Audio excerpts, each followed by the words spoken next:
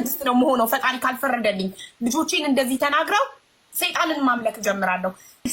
ልጆቿን እኮ እስኪ እዩዋቸው እስኪ ማርያምን ነው የምልሽ። እኔ እንደኔ ሶሻል ሚዲያ ላይ አጸያፊ ስድብ የተሰደበ የለም። እናቴ ትሙት አንድ ነገር አላልኩም።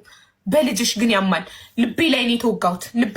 እስኪ ወደ ሙሉ ቪዲዮቹ እንሂድ ማለት ነው ቤተሰቦች። ሀቢባ ፈርዶ ካላሳይ ከዚህ በኋላ 666 ነው ሆኖ እያለች ነው ማለት ነው ቤተሰቦች። እጅግ በጣም የምታሳዝን እጅግ አንጀት ነው የምትበላው ማለት ነው ቤተሰቦች። በነገራችን ላይ ፈልጎ ላላመጣው ህጻን ልጅ እናቱ ምን እንደምትሰራ ምንም እንኳን እናትየዋ ጋር ሀቢባ ጋር ችግር እንኳን ቢኖርባችሁ ፈልጎ ላላመጣው ህጻን ልጅ እናቱ ምን እንደምትሰራ ማያውቅ ህጻን ልጅ በዚህ ደረጃ አስነዋሪ የሆነ ንግግር መናገር እጅግ በጣም ለህሊና ከባድ የሆነ ነገር ነው ማለት ቤተሰቦች። እሷም እለቱን ካልፈረደ 666 ምን አረጋጊው ነው የምለው ማለት ነው ቤተሰቦች። በጣም ያሳዝናል። ያለውን ሀሳብ አስተያየቶቻችሁን ኮሜንት ላይ አስቀምጡልኝ ማለት ነው። ወደ ቪዲዮ እንሂድ። በቃ ምንም 666 ነው መሆነው ፈጣሪ ካልፈረደልኝ ልጆቼን እንደዚህ ተናግረው ሰይጣንን ማምለክ ጀምራለሁ። ልጆቼን እንደዚህ ተናግረው ፈጣሪ እሱ ይፈጣራል። ሀቡ ባባታይ እኔ በአላህ በእናትሽ በቃ ማይቱት በቃ ማድረጋችንም ለፈጣሪ እሱ ፍርዱን ካልፈረደ ማለት ነው። ፈጣሪ የሚባል ነገር የለም ከዚህ በኋላ እኔ ሰይጣን አምላኪ ነው መሆኑ ሀቢባ ታይ ወላሂ አሁን እዚህ ራሱ ፎዚ ራሱ ታያለችሽ ነው። ጠብቃለሁ ፍርዱን ከሱ ለአላህ ከሰጠሽ ለአላህ ሰጠሽ መተው ነው። ምን ሆነሽ ነው ሀቡ? እንዴ እኛ ለአንቺ መንገር አለብን እንጂ አንቺ ስንት ነገር የምትነግሪኝ ሴትዮ። ኧረ ተይ እንጂ እንዴ እኔ ሰው እኮ ነኝ፣ የሰው ልጅ እኮ ነኝ እኔ። ስለዚህ ለአላህ ከተውሽ ይኸውልሽ ማሬ ይኸውልሽ አንቺ ባላህ ነው ዝም የሚለው። እኔ አንድ ሰው ሆኜ ይሁን እኔ እንደኔ ሶሻል ሚዲያ ላይ አጸያፊ ስድብ የተሰደበ የለም። እናቴ ትሙት አንድ ነገር አላልኩም። በልጅሽ ግን ያማል። ልቤ ላይ ነው የተወጋሁት። ልቤ ላይ ነው እኔ በስለት የተወጋሁት ልጄን። በልጅ ግን ያማል።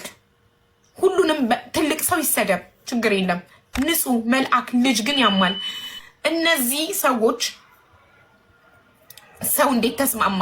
ላይቫቸውን ከፍተው ገስት ላይ 8 ሰው ተደርድሮ የልጅ ፎቶ ተለጥፎ ይረገጣል። ልክፈትላችሁ ላላያችሁት ላሰማችሁ።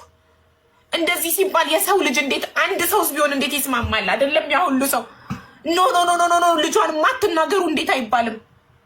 ከሚናገረው ሰው አልፎ የሚስማሙት ሰዎች ከምን አይነት ማህበረሰብ የወጡ ናቸው? ከሰው ነው የተወለዱት፣ ከሰው ነው የተፈጠሩት። ከሰው የተፈጠረ ሰው ልጅን መልአክን እንደዚህ ብሎ ይሳደባል ይባላል። እኔ እኮ ስሰደብ ምንም አላልኩም። እናቴ ስትሰደብ፣ አባቴ ሲሰደብ፣ ባለቤቴ ሲሰደብ፣ ሁሉ ነገሬ ሲሰደብ እኮ አንድ ቀን ምንም አላልኩም። በልጄ ግን ዝም አልልም። ለፈጣሪም ነግሬዋለሁ፣ ለእናንተም እነግራችኋለሁ እንድታዩ የጭካኔያቸውን ጥግ እንድታዩ። እኔ ደግሞ በልጄ እንድሸማቀቅ እንዳፍር ዝም እንድል ነበር አልልም። ነገም ትልቅ ቦታ ላይ ደርሼ ትልቅ መድረክ ላይ የልጄን ታሪክ በኩራት እናገረዋለሁ። ልጄ ደግሞ ነገ ትልቅ ሆኖ ትልቅ መድረክ ላይ ደግሞ ቆሞ እናቱ ምን አይነት ጀግና እንደሆነች እንደኮራችበት አምና ተቀብላ ረድታው አግዛው በእናቱ ብርታት ከእድሜ እኩዮቹ እኩል መናገር እንደጀመረ መስማት እንደጀመረ እናቱ ስራዋን ጥላ ስራዬን ሪዛይን አድርጌ ከልጄ እኩል ስፒች ትራፒ እየተመላለስኩኝ ልጄ እንዲሰማ ያልፈለቀልኩት እንደ ሬዲዮ ለፍልፌ ስፒች ትራፒስቷ የምታደርገውን እያየውኝ 45 ደቂቃ ቁጭ ብዬ እያየው እየቀዳው እቤት መጥቼ 24 አወር እየለፈለፉ ልጄን ትሬን አድርጌ ልጄ እንዲናገር ያደረግኩት ጀግና እናት ነኝ። ነገ ትልቅ ቦታ ላይ ቆሜ አወራዋለሁ። ይሄንን እንደገና ልጄ ትልቅ ቦታ ደርሶ የእናቱን ጥንካሬ የእናቱን ጀግንነት ይመሰክራል። ይሄን ደግሞ እድሜ ይስጣችሁና ታያላችሁ። እንዳፍርበት ከሆነ ነገም ደግሜ ይናገራለሁ። ከነጎዳም ለሌሎች እናቶች ብርታት መሆን እፈልጋለሁ። እንደዚህ አይነት ማህበረሰብ ስላለ ነው፣ እንደዚህ አይነት ሰው ስላለ ነው እናቶች ችግር ሲገጥማቸው ስፔሻል ኒድ ልጅ ሲወልዱ እማያይ ልጅ ኦቲስቲክ ልጅ ሲወልዱ የሚደብቁት ይኸው እንደዚህ ስለሚደረጉ ነው። የኔ ልጅ ስፔሻል ኒድ አይደለም፣ የመስማት ችግር ብቻ ነበር የነበረበት። እሱም ተፈቶለት እየሰማ እየተናገረ ነው። ከእድሜ እኩዮቹ እኩል ኖርማል ትምህርት ቤት እየሄደ ነው። ይሄ የጭካኔያቸውን ጥግ ህዝብ እንዲያ ይፈልጋለሁ፣ ዓለም እንዲያ ይፈልጋለሁ።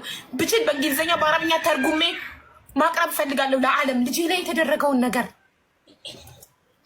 ሰው ነኝ የሚል ደግሞ ይሄንን ነገር ሊቃወም ይችላል። ልጄ ነው፣ ልጄ መልአክ ነው። ልጄ ታይ በእናትሽ አቡ ኖ ይሄማ ልጄን መካድ ነው። ይሄማ ልጄን መካድ ነው። ልጄን እንደ ካድኩ ነው የምቆጥረው። ይሄንን ዝም ካልኩ ራሴ ሲሰደብ ዝም ብያለሁ። አባቴ፣ እናቴ፣ ባሌ ሲሰደብ ዝም ብያለሁ። በልጄ ግን ዝም አልልም። ከአንቺና ከአንቺ ከምታወሪውና ከአላህ ማን ነው ኃይል ያለው? አላህ ነው አይደል ኃይል ያለው? በቃ ስለዚህ ነገሮችን ለአላህ የተወሰው ደግሞ እንደዚህ አይሆንም ሀቡ። እሺ ካንቺና ካላህ አቅሙን አላህ እንዲያሳየሽ ከፈለግሽ እንዲህ ማልቀስሽ መጮህሽ ቶሎ ብላ አመጣቻት ቶሎ ብላ ማለት ነው። የዛን ቀን ማለት ነው። እመቤቴን ታውቂያለሽ እንዴ አንቺ ወልደሽም እኮ አስተዳደግ ይወስነዋል። ወልደሽ እስኪ እሷ ላይ ብላይ ስትቀመጥ እንኳን መረበሽ እናቴ እንደዚህ ምናምን እማይሉ ልጆች እኮ በስርዓት ያደጉ ልጆች ናቸው ጋይስ። ልጆቿን እኮ እስኪ እዩዋቸው እስኪ ማርያምን ነው የምልሽ። እቤት ሲሄድ እንኳን ለሰው ያላቸው ፍቅር ሰላም አባባላቸው እንኳን ላይቭ ላይ ሀቢባ ስትቀመጥ እንኳን አይተሽ ከሆነ አሁን ኖር እንኳን ላይ ድርሽ አይሉ በስነ ስርዓቱ እኮ ነው የሚገቡት። አንኳኩቶ በስነ ስርዓቱ ማሚ እንግባ ብለው እኮ አስፈቅደው ነው የሚገቡት።